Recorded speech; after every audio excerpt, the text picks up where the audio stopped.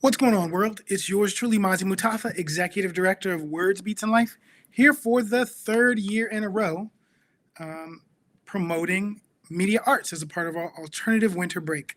The thing I love the most about this series is getting an opportunity to talk to people that I know that do really important work around the DMV and around the world, but are working through the media arts to be able to share their own stories, how it is they got to where it is they are, and what it is they still aspire to do. Today, kicking off this week, I'm super excited to have the chair of the Department of Fine Arts at Bowie State University, Tewodross Mell-keshu-ah Williams, who is the chair of the Department of Fine Arts. He has an M.F.A. in Imaging and Digital Media Arts from the University of Maryland, Baltimore County, and his bachelor's in arts in Photographic Media, from Morgan State University. His current research areas and interests include animation, filmmaking, visual culture, Afrofuturism, science fiction, projection design and mapping, sustainable design, diversity, inclusion, and social justice, along with immersive media. His teaching interests include animation, filmmaking, film production, digital media design, new media, video art, hip hop studies, and visual culture, along with lots of other things that we're going to be able to talk about. Tewodross, thank you so much for joining us this evening, good brother. Yes, greetings, brother. How are you? Man, I'm doing really well. I'm doing well. Wonderful. It's been a minute. The last time I saw you, we were both standing outside waiting to get into an event hosted by Martha Diaz at the Lincoln Theater down on U Street. That's right. Yes. It's been a minute.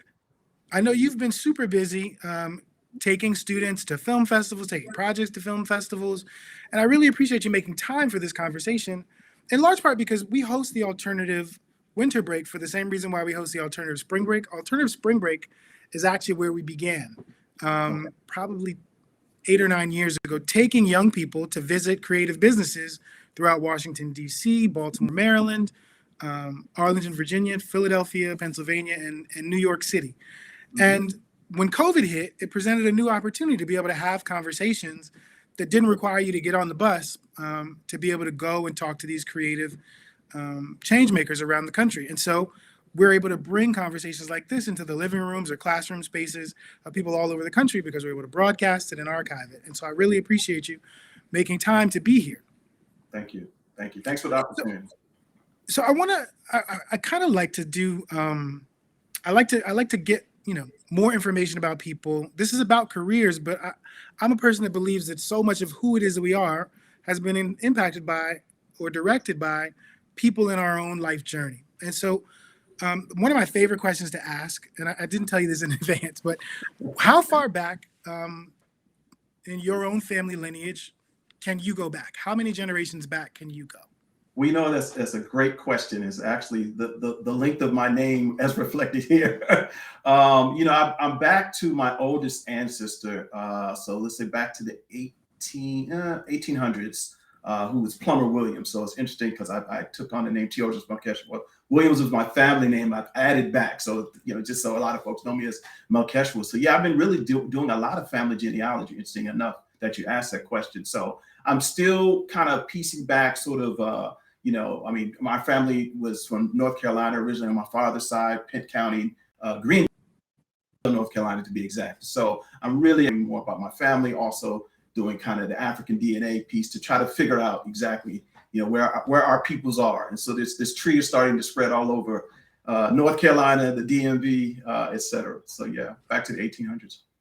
I'm curious, what made you decide to initiate this research? Well, it's interesting. There are not a lot of Williams left in my family. That was sort of the original branch. I have a lot of family in Baltimore and North Carolina. And so I was like, wow, there are not too many Williams left. It's like my nephew and my father. And so just talking to my father, honestly, he always shared a lot of stories about the family genealogy. And I just wanted to just learn more about my people. And another kind of part I need to do is my mother's side of the family, which is a whole, like Virginia, that's going to be a whole nother journey. But yeah, just really wanted to be able to pass that on to my children and my niece, my nephew, and hopefully, my grandchildren when they come about. Just want to be able to sort of be able to share that story.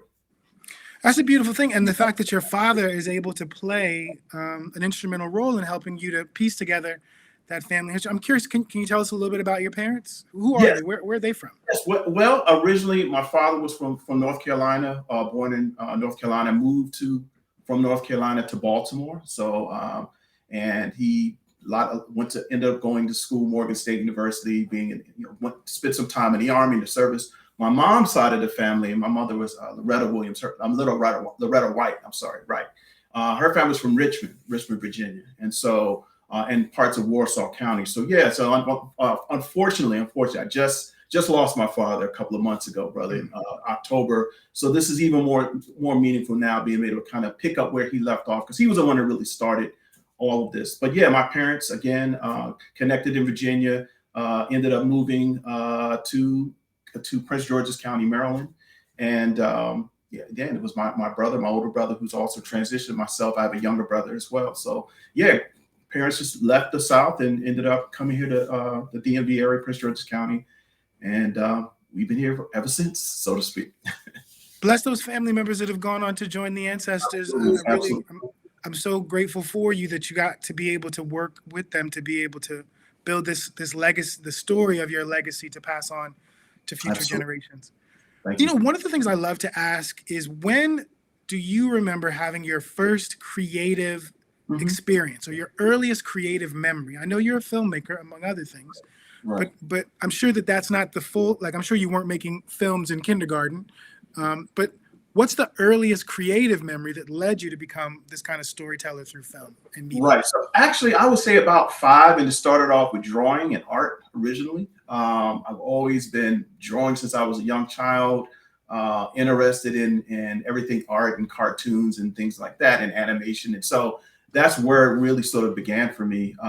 Eventually, I ended up, started going into my own little nerddom world, blurredom world of getting into fantasy and things like puppets. And I've always had this interest in special effects as well. So, but 5 years old is when I really started drawing.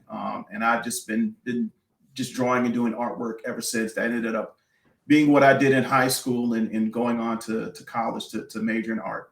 But yeah, I would say 5 was my earliest memory. That's really amazing, for a few reasons. One, not only that you can remember starting basically between kindergarten and first grade as your earliest memory, but also that your interest in telling stories through the use of objects, i.e. puppets, and animation, goes all the way back to then. What was happening in your life or in your family and your environment that promoted you to actually think about using those mediums? Well, that's a great question. And I would say it really came from my father. Just to go back to him, he was a foreign language teacher, and we would have a lot of exposure to a lot of different cultures. We'd have foreign exchange students. So I think it was partly culture. I think the next influential part for me was my older brother, who was a musician, who did a lot of, he was a saxophone player and a musician within himself. And so I've always been interested in things moving. So there was a point, Mozzie, when I would look at my drawings, I'm like, yo, this would be dope if this could move. Or looking at paintings and like, what if these things would move? And I really have been interested in movement and rhythm and things coming to life. And so that's probably what kind of sparked my interest in animation. It's interesting you mentioned objects, because one of the first forms of animation I got into as a young child was stop motion animation. But yeah, just really music and culture and family and just having a really wonderful environment that my parents really nurtured with that. But definitely, I'd say music was a big influence. I'm like the most non-musical person there is, but I've always been fascinated in not only making things move, but making people move, whether it's physically move or spiritually or emotionally or politically, move. And so that's kind of like the core of what I'm thinking about is movement and rhythm, right? And that's something that I try to hopefully encapsulate in the work that I do. It's interesting. One of the greatest challenges, even with creative people, is to encourage people to be more gentle with themselves. Like the idea that you're not the most musical person, and I understand that the impulse to compare yourself, but you're making a different kind of music. You're making cinematic music. You're making storytelling music. This idea that the art that you make moves people in the same way that traditional music most people. I wonder, because your father worked in teaching Yeah. language, how do you think that impacted you? Like having a teacher in the home, but also someone who was teaching something as difficult Right. / beautiful as other languages. Yeah. So my dad, he taught French, Spanish, German, English, and we've always been around, like I said, just languages and culture, and he did a lot of translating and things like that. So I've always been that sort of opened me up to sort of the world beyond Prince George's County or beyond DC, and just like, wow, there's a whole nother world out there, and thinking about traveling. And so that's what I think is something that's very interesting in the type of work that I'm hoping trying to do right now as a filmmaker, is kind of building on this exposure to cultures and language. And so but certainly, and even me becoming a teacher now, or being a professor now, how my father and my mom as well have definitely laid that interest in me, in terms of you're working with young people and not only teaching, but just always learning. I always call myself, I'm really this eternal learner, as much as I'm learning from my students, as much as they're learning from me. But definitely, I got that certainly from my father, this whole use of language and culture, and kind of bringing those things together. Did you say this already? Did you say what your mom did? My mom worked in the government. She worked for the State Department, and she was a like kind of an administrative assistant.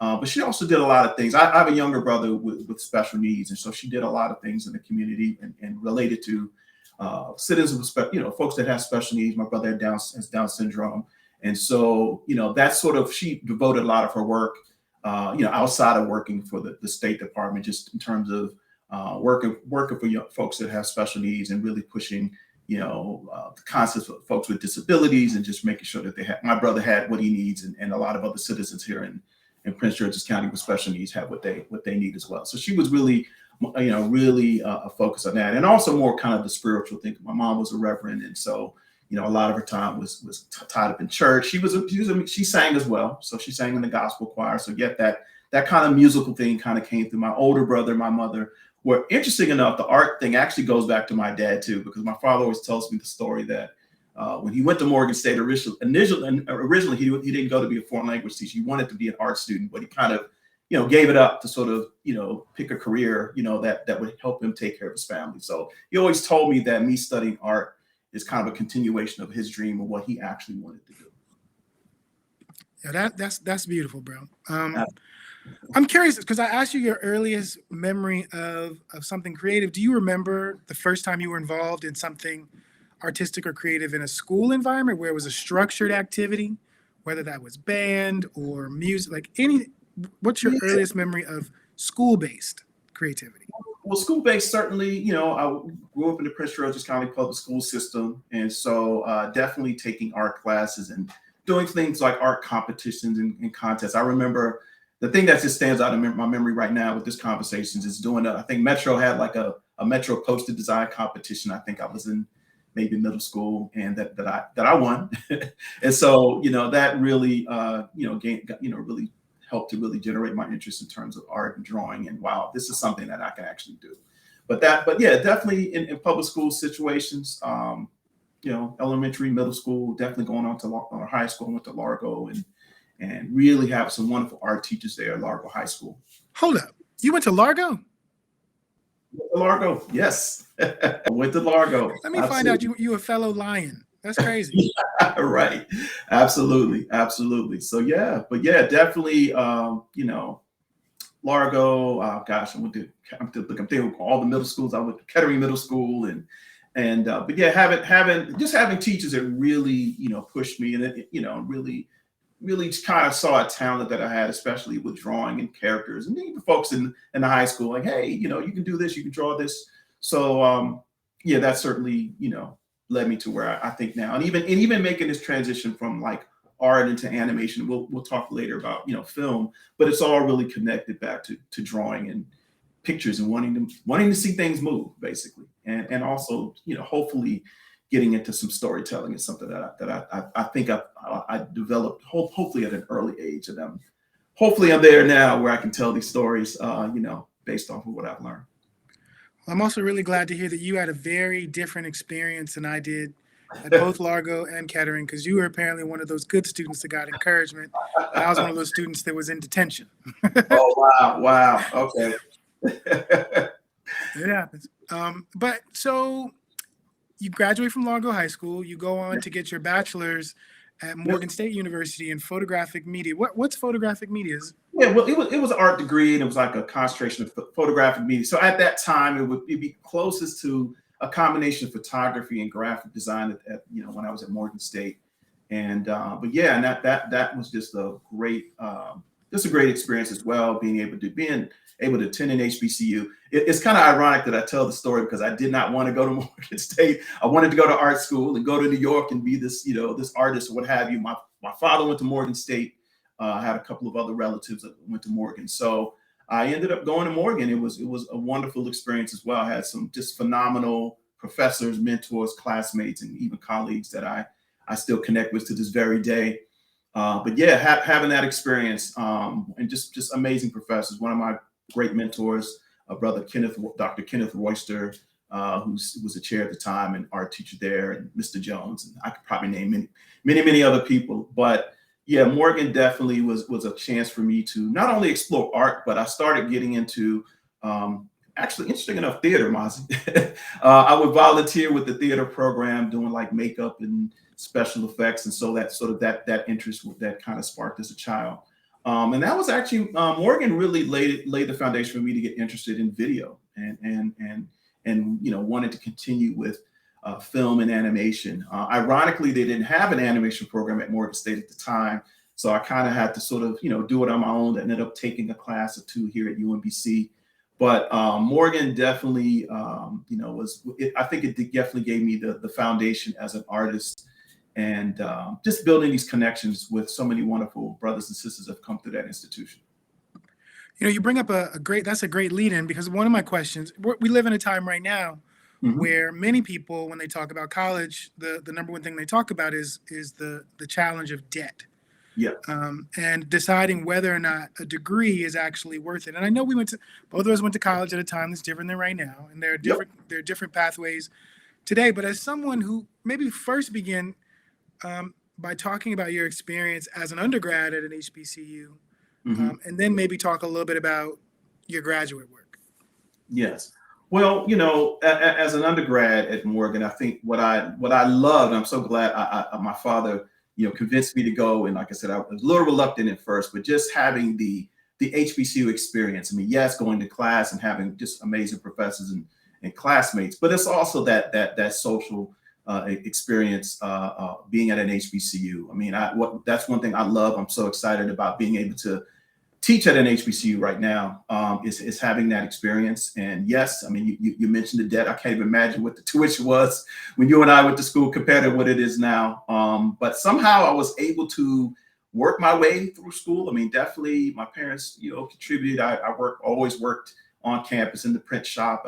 I just was able to do things over the summer. And so it was a little more affordable then. But I think what I loved about that undergraduate experience was the HBCU experience, which is really, unlike any other, in terms of just there's a history, there's the culture, the music, the step shows, the marching band, all of that, which I'm so happy to be a part of, as chairperson here at Bowie State University, and to be able to, pass that on to, my son who actually graduated from Bowie State, and hopefully my 15-year-old might be thinking about coming to an HBCU. I don't know if it'll be Bowie. But that definitely gave me that wonderful experience, and I just met a amazing amount of artists and photographers and filmmakers and playwrights and musicians at Morgan. So I think being around all of these creative people was really what helped me, and then eventually prepared me in terms of eventually going to UMBC. That's where I went to grad school. Ironically, being one of the few Black students in that program. It was called Imaging and Digital Arts. But definitely, there's nothing like the HBCU experience, in my opinion. And it's interesting we're having this conversation because a lot of and I'll talk later about my current project, is touching on that experience at an HBCU, current film project I'll talk about later. I'm curious, this is a little bit of an aside, but you're the first person I've been able to interview since this happened that is an HBCU graduate and a chair at an HBCU. I wonder how you are looking at this current moment, particularly with athletic departments and the attraction of quote unquote top tier athletes to be able to come to HBCUs instead of PWIs. Like, what from your vantage point at Bowie State University, I wonder what are you thinking about this moment in kind of the long history of HBCUs? I'm thinking about in this particular moment, we've been at Bowie State for more than 153 plus years. And so now it's like not everyone, folks are really finally paying attention to the HBCUs. It's like something's in the water. People wake up, hey, HBCUs, like, yo, we've only been here for over 100 years. So there is something to say in terms of, definitely in terms of the athletic attraction, but more and more companies and corporations and opportunities have really come about since the pandemic. We definitely, it's been just amazing for us. I don't know what's happened, but there's been just this awakening, this recognition of HBCUs in terms of the athletic department, in terms of just research, in terms of the graduates. And so we've been very fortunate at Bowie State University. And I know definitely others, Howard, Morgan, Spelman, just many others that have made these major partnerships, have gotten serious donations and endowments, increasing endowments, which has often been a struggle for a lot of the HBCUs. So it's been wonderful for us. It's like, again, some folks just woke up the last 5 years and just said, hey, these HBCUs. I'm like, yes, we've been waiting for these types of partnerships. And I'm not saying that to complain, but just more so like, hey, yes, we've been doing it. We've been putting in this work for over 100 years. And so it's finally time for HBCUs to really get their recognition again, whether it be in terms of athletic programs, in terms of scholarly research, in terms of grants and other opportunities. And we've been very fortunate at Bowie State. I can definitely speak on later on in the Department of Fine and Performing Arts, where we've had just a number of partnerships that weren't around 10, 15 years ago. I've been at Bowie State going on 20 years now. And these folks weren't knocking at the door, but now they're knocking at the door, and we're answering. But we just want to make sure that this is going to be sincere, this is going to be sustainable, and that they are this is just not like a one-time thing. Like, hey, let's just connect with the Black folk real quick, but let's make this something that's really going to benefit our students for generations to come. That's what's up. So to be transparent, you're one of the few artists I know that didn't just get a bachelor's in a creative discipline, but also went on to get a master's in fine art. Can you talk to me about the decision to do that and to decide to go to a PWI to get your MFA in imaging and digital media arts?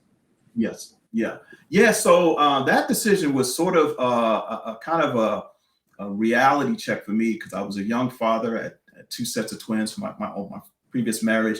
A lot of it was just struggling. Just go keep it real. I graduated with this bachelor's and ended up going into teaching, the profession I said I would never do. I didn't want to be a teacher, but yeah, it came out of necessity in terms of being able to make more money. I'm just going to keep it real.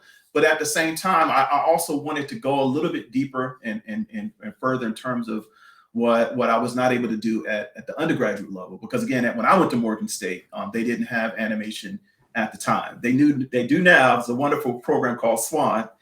Shout out to my brother Keith Mellinger, who's doing some great things at Morgan State. And so I had to sort of, a grad school for me, I had to sort of almost recreate or really build upon my undergraduate experience and get deeper into digital media and animation and film. But no, I had a wonderful experience at UMBC.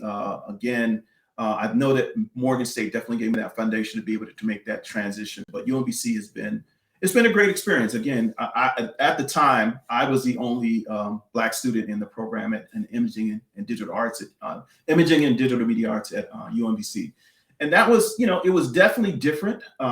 It was unique in terms of coming from a HBCU and coming to a PWI. But I want to say that both experiences have certainly benefited me in many ways, in terms of pushing me as a storyteller, pushing me as a researcher, in just really developing, my craft. So I'm really grateful to both institutions. And I'm still to this very day, I'm still cool with UMBC, still with Morgan State. I go to homecoming, you know what I mean, because I do love both of those institutions. But I think that UMBC really challenged me in terms of like writing, in terms of research, things that I thought I knew. And then when I got there, I felt like kind of an idiot again. When I got to grad school, like, wow, okay, this is a little different. So I had to step up my game, got a little rough, at times, but, I was definitely, through the grace of the Most High and my family able to persevere. Tewodross, I'm curious, how do you feel like, because you're in a really unique position to be the chair of your department, how do you feel like those two experiences as an undergrad and a graduate student have impacted your approach to leadership in an academic institution? Right, that's a great question. So being a professor first and serving under a number of chairs has definitely taught me a lot. I definitely think I pulled in my opinion, hopefully the best from both experiences, from an HBCU like Morgan State and from my experience at UMBC. And the great thing about being at Bowie State is I'm not only just but I'm not only the chair for the visual arts, but it's all of fine and performing arts. So that's going to include music, music technology, theater arts, acting, dance, directing. I'm in charge of the marching bands, the gospel choir. And so there's a lot of responsibility, but I certainly love it because as an artist and as a storyteller, I thrive off of all of these different languages, as I call them.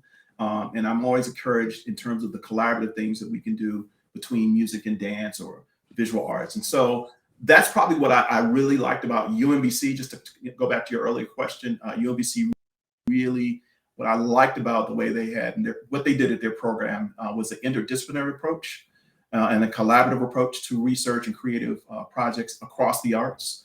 While I was at UMBC, I was fortunate enough to work under a professor as a teaching assistant who was a dance professor. Interesting enough, I'm not a student of dance by any means, but really learning a lot about performance arts and theatrical arts was something that I really benefited from my experience at UMBC. So what I think I've tried to do as a chairperson is bring some of those experience, the things that worked, the things that didn't work, really talking to my faculty, for my students, for the alumni, the folks who graduated, just to find out like, okay, what's the best thing for our students and to move our programs forward. And so I'm very grateful to Morgan State and to UMBC to be able to kind of merge the best of both worlds into what I'm trying to do. And the program that I'm coordinate right now, in addition to being a chairperson, is called Visual Communication and Digital Media Arts, or VCDMA. And that major, a lot of that foundation kind of was sparked with what I learned at UMBC, as well as kind of merging that with what I learned at Morgan State, as well as other institutions that I've worked at. We do have a question in the chat. Before we get to that, where does the Hip Hop Studies program live at Bowie State? Great question. Thank you. So we, under the VCDMA major, we have a minor in Hip Hop Studies and Visual Culture. Very proud to say we're still one of the few HBCUs that has a minor in Hip Hop Studies and Visual Culture. And that actually sparked from a class that I taught called Visual Culture. So it was under the VCDMA program, but it's really a minor. It's open to anyone. It's interdisciplinary. It's collaborative.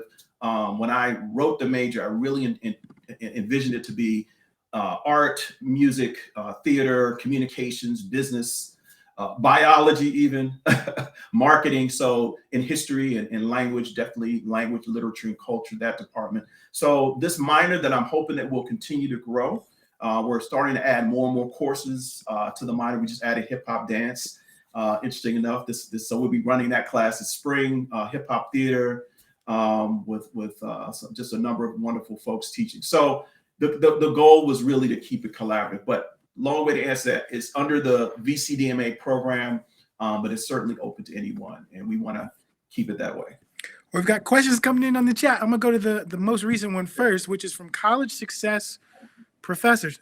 They want to know, what would you suggest to high school students who are interested in animation, directing, and acting to work on while they're in school to set them up for future success?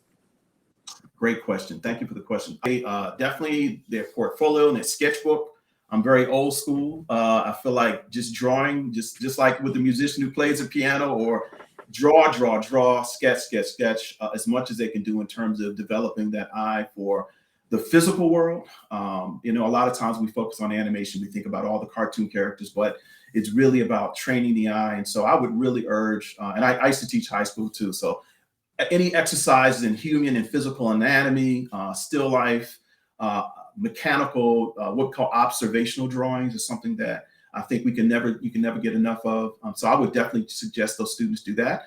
Also, those same high school students take any courses in theater, learning how to act, learning how to direct, courses in, if they have an opportunity to take or develop their portfolio to show images in photography, there's computer graphics, painting, whatever they can do to just really demonstrate the elements and principles of art and design, having an eye for composition. And then I think the storytelling piece, which, hopefully they can get from a creative writing course or English class, or theater course, et cetera. But definitely focusing on having like those basic skills in their portfolio, their sketchbook. I love sketchbooks, and I always tell students, just keep a sketchbook, take as many art classes, theater classes as it can, creative writing. And if there's not one there, then, create a club, do your own thing.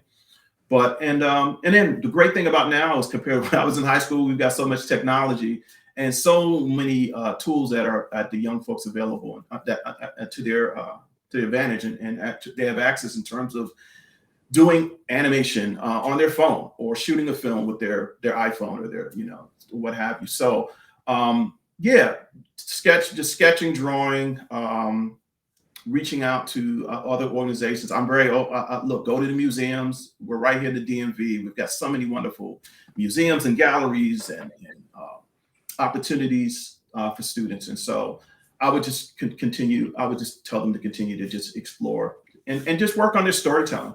What makes a good story, And a different, I might add on to that answer just by saying, start now and save what you create. Yes. Because a lot of young people, again, are super hard on themselves and get rid of early sketches. Keep all of those sketches. Don't throw anything away. It could be future inspiration. So we got another question from Black Picasso coming in asking, did your public school experience growing up, especially in Prince George's County, encourage and develop your artistic growth as a kid, or were you left wanting? Was there much extracurricular arts programming like we have at WBL?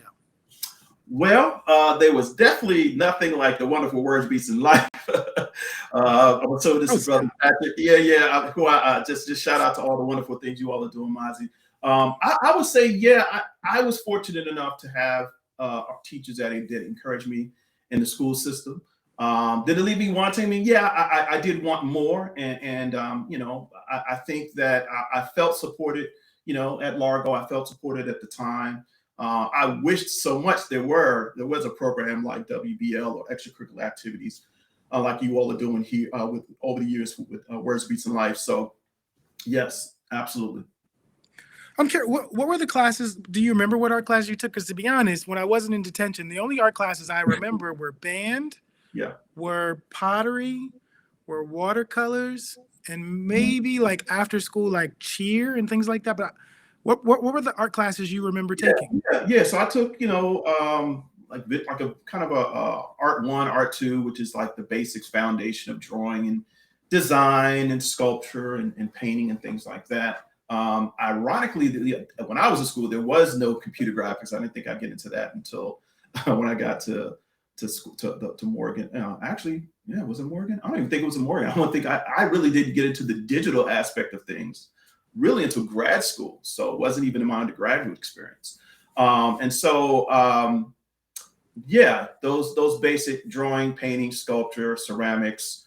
I don't think we did a lot of photography, and that's probably where I developed a lot more at Morgan, between Morgan State and UMBC, which I didn't get those opportunities, at the time. But again, for a little bit I do know about Largo and the school system here, and our curriculum is definitely so much more advanced and definitely more developed for students here in the county. So they should be in really, really good shape now.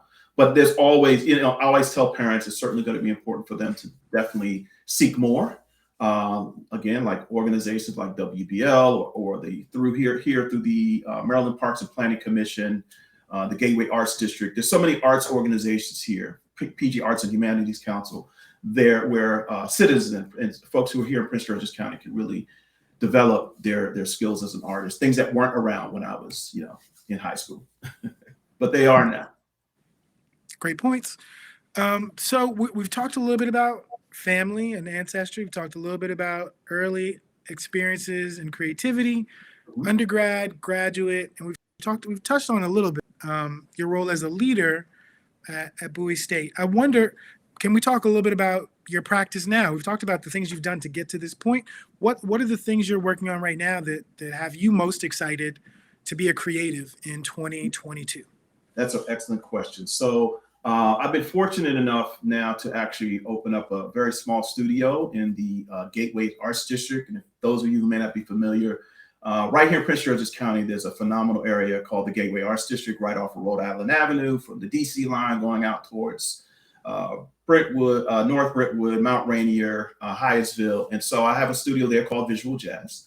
And I've been doing a lot of motion graphics for clients and title design for a couple of different projects. Most recently, I've done some small animation and motion graphics for M.F.A Media, which is a wonderful studio here. Shout out to Tressa Ozarel Smallwood and the M.F.A family. Also, there's a Black Fire documentary that I did some animation for. So I've been doing a lot of sort of motion graphics and animation for other people's projects. But to talk about what I'm working on, I'm actually been working on a science fiction project. Let's call it a sci-fi hip hop project called The Beat that hopefully that we're in pre-production with right now. Certainly speak more about it, and I can show you a little snippet of it later on, Mazi. But yeah, I've been in a wonderful position, to be able to work on projects and to meet some just amazing artists here in the Gateway Arts District here in the DMV area. And I'm hoping to really culminate all of these relationships with DJs and MCs and dancers even, and other filmmakers in this project called The Beat, which I'm hoping, God willing, to get this up and running around 24, 25. And this is a feature-length project, by the way, if I can say that. Gotcha.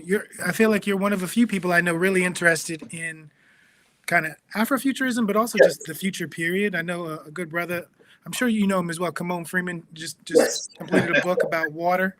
Patrick Washington just completed the first issue of his new comic book. Like all kinds of folks are getting into storytelling through multiple medias, especially through publishing. What do you feel like is different about the work you do across disciplines? And I forgot to say this because I got so hyped that there were questions in the chat. I love the fact that you describe artistic forms as each being a language. And I love it not only because I believe it and know it, but also because it's actually adding to your father's legacy of someone who teaches language. Yes. And actually, in language, I'm glad to circle back to my film, The Beat. It is about language and the ways that in this particular story, which is centered around a DJ, the way that she's communicated to or with through language, through the language of music, through the language of rhythm and beats. And so that there's a language in that itself and that as well. But yeah, I think that I definitely have an interest in science fiction and of course, Afrofuturism. Has been wonderful. And so, definitely shout out to Brother Kamon. I remember when we talked about his water project, and shout out to Brother Picasso as well. It's a really dope time because, again, finally, we're at a point where we are telling our stories. We are included in the narratives of science fiction, speculative fiction, fantasy, horror, even animation, even. And so I see it as just a wonderful, wonderful time to tell these stories. And hopefully, with my project, The Beat, it would certainly touch upon those things. But definitely language is a key component of this film that I'm working on. And when I say language, it's not your normal spoken language, right? That this particular DJ is speaking through or these beings that are communicating with her. It's not a spoken language. It's a language that's felt. And so, so it's kind of opened me up getting me to open up and look at other forms of language. There may be people with disabilities. There may be someone that may be hearing impaired or seeing impaired or uses Braille or sign language. And so when we say language, I'm really curious what that means. And so I hope in this particular kind of science fiction film to sort of explore a challenge, what we know as language. But ultimately, yes, I see these all as creative language forms, whether it's literature or dance or the visual art or music, that these forms start to kind of morph and touch upon one another, start to communicate with one another. And that's something I hope to create, even visually, as with people. I wanted this, I don't want to call it just a film, but I'm creating my goal is a cinematic experience. And maybe it may cross over into things like virtual reality or augmented reality. So this may not be a film you sit and watch, in front of the TV screen, or maybe it will. Maybe it'd be something that you experience. I'm still sort of exploring the ultimate ways that I'll communicate it, but I'm very, very much interested in immersive experiences, in addition to cinematic films that you can just watch and enjoy. So yeah, but definitely language is a kind of the thread that holds all this together. Shout out to Tim Jones for tuning in. It's interesting. I wonder, do you ever struggle to decide which language to use to tell a story? Because you're conversant in so many, in Right. terms of various forms of animation, filmmaking. You're now talking about immersive reality experiences. You're also talking about photography. Do you Right. ever struggle to decide, people who speak multiple languages, sometimes what language do you dream in? Which form is the Right. place where you are most excited about telling stories? Yeah, well, I love filmmaking. I love animation. This particular film will be live action with some segments or sequences that will be animated or have some animation in it. But yeah, sometimes it is a struggle in terms of what particular story that I want to tell. There's another film project that will be totally animated. But this one that I've been working on for the last few years, I definitely wanted to just do live action on this one. But yeah, sometimes it really just matters in terms of the audience that I'm trying to reach. There can be a challenge because I speak more animation sometimes in live action, and sometimes it's a challenge to be able to sort of get a story and be able to articulate that through animation because it takes so much time. It is very, it's a time-consuming art form and medium. But that's one thing I'm hoping after this particular project is to go back and do more dramatic narrative animation, because I think as an art form, animation is just such a beautiful way to communicate, even the dramatic sort of narrative, where a lot of times we not think of animation in pure dramatic or pure narrative. But that's something that I'm certainly hoping to explore with a couple of other projects. We got another comment here from Black Picasso that said, Tee-oh's work has always been transcendent. I first met him out on U Street back during the turn of the century. Wow. Vibing with poets and dancers and musicians. My question, though, is what lessons did you glean from those days? Man, shout out to my brother. I'm so glad you mentioned that because, yes, that's part of my schooling right there was U Street. Being around my dope brothers and sisters on U Street, PoMCs and Commode and Bar None, and yes, that the poets, the DJs, the rappers, the MCs, all of that is feeding into even this current project. So definitely my interactions with my wonderful brothers and sisters on U Street and just in DC in general has certainly formed and have definitely fed into this current project I'm working on. As a matter of fact, Brother Picasso and others, I hope to engage and have as many dope local artists as a part of this project and on the soundtrack. And definitely want to give love to home, where home is where the heart is. And so I would say yes, because that was probably a very dark time for me. I was going through, fortunately, a divorce at the time and going through some other personal challenges. And I would go to U Street and go to the poetry rings and hang out with these dope brothers and sisters. And that definitely has fed into this current project for sure. So definitely shout out to Brother Picasso and all of the wonderful brothers and sisters who remember the Kaffa House and all the elders and poets that were there.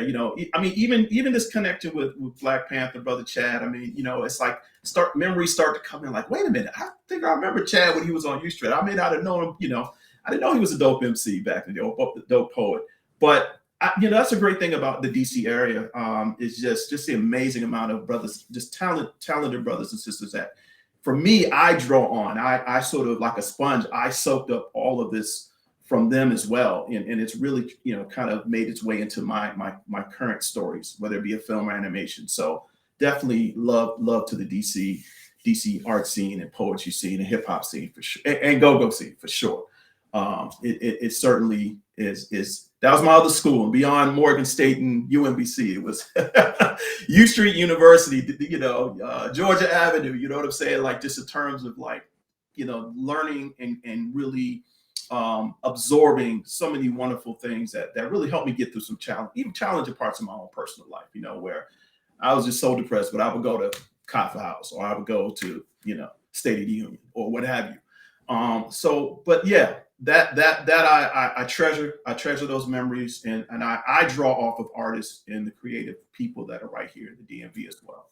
And I hope with this project, and this film will be based in the DMV, like the story is told from the area, as we say, the area. But I'm hoping that in many ways I'm paying tribute to some of the wonderful folks that have touched my life creatively. It feels like one of the other answers to the college success professor is to encourage those students to find their tribe or find their communities. Yes. So that their creativity can be nurtured by people who are in the same space, maybe a little bit ahead, maybe a little behind, but in a position to be able to offer them some guidance around resources and opportunities. And I wonder, I don't actually know the answer to this question because, I went to the University of Maryland. And to a degree, I remember the University of Maryland not really encouraging student groups to bring people from off campus to come to events. I wonder, is Bowie State different in the sense that when creative exhibitions and events are happening, is Bowie State a community that welcomes people from the greater region to be able to come and experience those things? Absolutely. We've had a number of different, presenters, artists, guests, lectures every other week. I'm having someone present. Of course, locally, folks have come on campus, have exhibited. We've collaborated with, for example, Brother Gerald Watson, and shout out to Two Tone Jones with Shaolin Jazz. We brought sound patterns exhibitions to our campus, and hopefully we'll bring some more. And so, yeah, definitely the Bowie State has certainly been open to that. But even sort of beyond that, of course, with COVID, we've during the pandemic, when things went virtually, we were able to sort of stretch out a little bit more to folks that may have been in New York. So, like, for example, with us going back to the hip hop mind for a minute, connected with MC Shyrock. MC Shyrock, of course, from Funky 4+1 More, and she was a guest artist at the time. Now she's one of our adjunct professors, okay, teaching in the hip hop minor. But just having those, having the technology, just like this experience, to be able to reach out to someone who may be in New York or LA or what have you. But yeah, Bowie has been very supportive of bringing guest artists and filmmakers and designers and lecturers to campus. And that's something that I certainly want to continue as a chairperson. Now that we're physically back, we're back in the building, we can have provide these experiences for our students. That's a little different than the question I was asking. Okay. Helpful information though, because my question was like, if college success professor has students that she wants to encourage to go to Bowie to those events, is that something that the college is open to, having people from the greater community? Yeah, I'm sorry, your question. Yeah, we try to make this community based. So any events that I have, speak to college success professor, we open it up to whomever. Like, for example, we had the stop motion animation studio that did the film Coraline and Missing Link come and do a not only screen their film, but did some lectures. So I try to keep everything open, whether it be high school, middle schools. We get a number of visits from Prince George's County Public School System, or even we've had homeschools come through and have been a part of our activities. But yes, anything we do, obviously we're focusing on our students, but I always like to open it up to the community, and we encourage the community to come on campus. Because here, thing, Mozzie, we're not just the department, but we also are a fine and performing arts center. And so another kind of thing I'm trying to do as chair is really get more of the community here in Prince George's County to come to the F-PAC. It's a very beautiful facility, and we're looking to engage the community a lot more, whether it be through exhibitions or theatrical performances, dance performances, etc. Film screenings. We've also, just to go back, we hosted the Prince George's Film Festival, the first annual Prince George's Film Festival, and that was totally open to the community and public. But absolutely, yeah, we want to make sure that that we're bringing in other generations. As a matter of fact, that's my theme as a chair, is back to bold, back to life, bridging the generations through the arts at Bowie State University. So that theme is literally what I want to see happen. So I encourage anyone to come up on our campus and be a part of what we have to offer. That's what's up. And you're welcome, college success professor. She thanked me for asking that question. Oh, sure. Curious, Tewodross, what is visual jazz? I know it's your company, but what is it?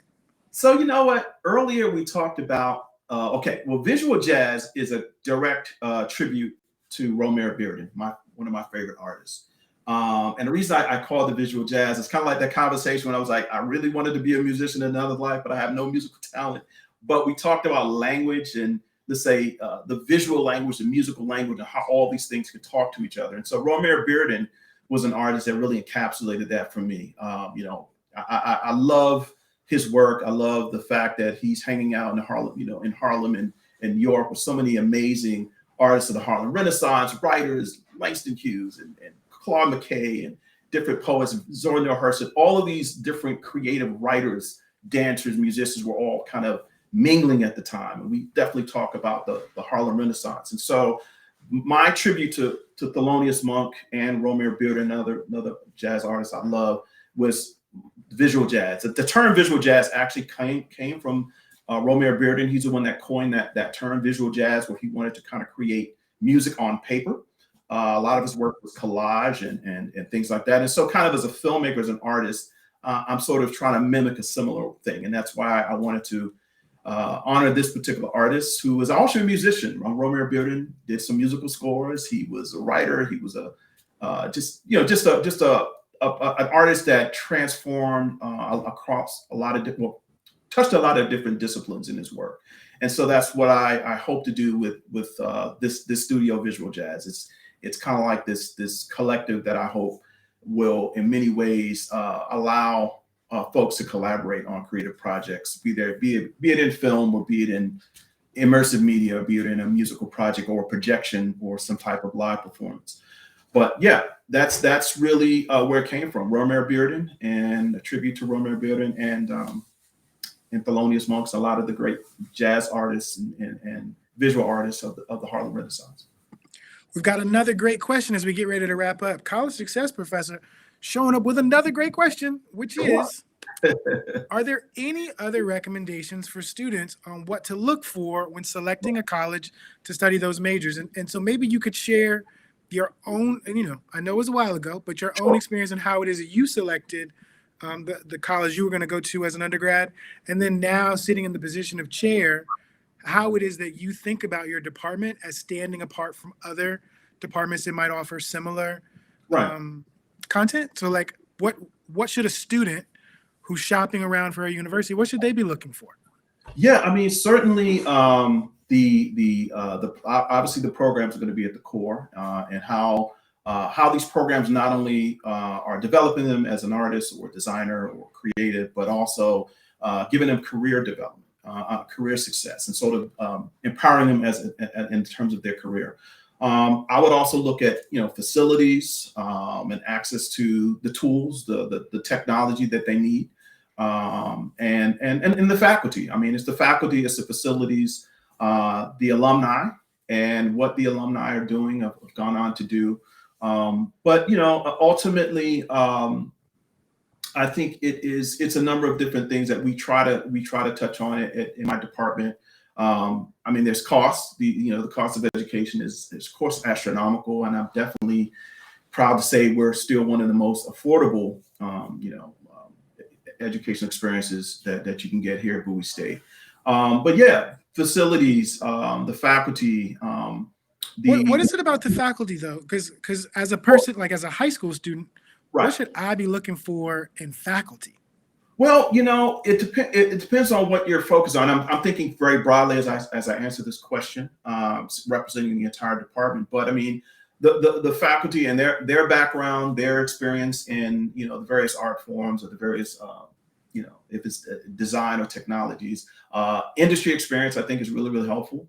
And so it's faculty, not just from based on solely their accolades and their degrees and everything, but how well connected are they in the industry and the community? Okay, so faculty again, the alumni support. How well supported is that department from the administration? That really does mean quite a lot in terms of being able to do the things that we try to do as different departments on campus. How can you determine that? How do I, as a prospective student, determine university support for a Well, department? and that's a big question for a prospective student, but I think it shows in conversations with students, visiting the campus and talk. Honestly, I think when a lot of students come to visit our campus, I always let them talk to our students because they're the best ones to tell you, what is or what isn't working. But I would say, looking around the facilities, honestly, looking at classrooms, do they have the tools that they need? We have some colleges, universities that may or may not have, or may or may not have they may or may not have the facilities, or there might be a lack of support from the administration, to be quite honest with you. So that sounds like a cliche. It might be too deep for a high school student to get in, but having that support from the administration for that art program or for that artistic discipline is very, very important. And that's something that you don't see well supported all across and evenly at different colleges and universities. And it definitely does make a difference. But again, looking at, visiting the school is ultimately the best thing. Talking to graduates, talking to the alumni, talking to the students to find out exactly is this the place. And then I think there's not only just sort of like, okay, you go to the school, you get a degree, you graduate, you get a job. It's not just that simple, but also what's the network like? When I say the network, I know that sounds like a cliche, but what is the network and the support for the students once they do graduate, and once they are in the real world. And so I'm proud to say that's something that we as a University of Bowie State really work hard at providing, not only once you graduate, but even afterwards. We have a wonderful career development center that I work very closely with, just ensuring that our graduates and recent graduates are prepared to enter their profession. So, it really depends on, again, what I'm just speaking again, like just for a high school student, what their career goals and aspirations is. What is it going to take them to get into that particular career? What's the requirements in terms of their skill set, and does this university or college, can it provide them what they need to reach their goals? And so it's a very deep question to break down, but I certainly will be, I talk to anyone who, whether they're interested in our program or not, and I'll give them information. Hey, you can use this whether you're going to go on to the next school or the next school, but hopefully, we think you'll make a great decision and come to a wonderful institution like Bowie State University. Another uncommon answer might be maybe ask your parents to be supportive in that research process and do some of that talking to. Of course, be your own advocate, but this could be a way that your parents could assist you in helping make decisions about the next step in your own. And even more back earlier, coming to the events, I would hang out at Howard University. My father would do things at Howard University when I was a little kid and upward bound. And so that's really what sparked for me, like, oh, Howard University. I didn't go to Howard, but my point being is that just you asked the question earlier about the community and how we open up. How often does that university open up to the community? I think that's really important too. Well, I want to thank you for spending the last hour with me. If you're just tuning in, that guy over there I'm talking to is Tewodross Mell-keshu-ah Williams, who is an amazing visual artist, dean, creative here in the DMV, who I've learned also went to Largo, who I've learned also went to Kettering Middle. So apparently I've been following you my whole life, bro. Exactly. I want to thank you for making time. Thank you, brother. Thank you. And blessings to everyone who's in the chat. And thank you all. No doubt. All right, everybody. So that's episode 1. We're coming back every day this week with a new creative. Tomorrow, we're going to be interviewing Alan King, who is an amazing poet, publisher, animator here in the DMV. Hopefully, you will make time to join us. If you liked what you saw, please share this. Subscribe to our YouTube or Twitch or Facebook, wherever you're watching, and share it with a friend. All right? Peace, y'all. Enrolling in the Academy is really simple. You'll just go to our website, wblinc.org/academy. And when you get here, you'll see our main page and you can click enroll and it'll take you to this form where you're just gonna fill this out. It'll take you about 5 minutes. Once you submit this, you're enrolled in the Academy and you'll receive an email from me so you can pick the classes you'd like to take and join our Academy family. So we're an after-school program rooted in hip hop. So we have a bunch of classes that you may find interesting. You can go right to our website and go to our classes tab and you'll see some of them, from performing arts like hip hop theater, spoken word, hip hop dance, some of our business classes that are like a boss and walk it like I talk it, which would be more arts management and entrepreneur based. And then we also have things like our music classes, emceeing and rapping and beat production and DJing. You can go to wblinc.org/academy to enroll.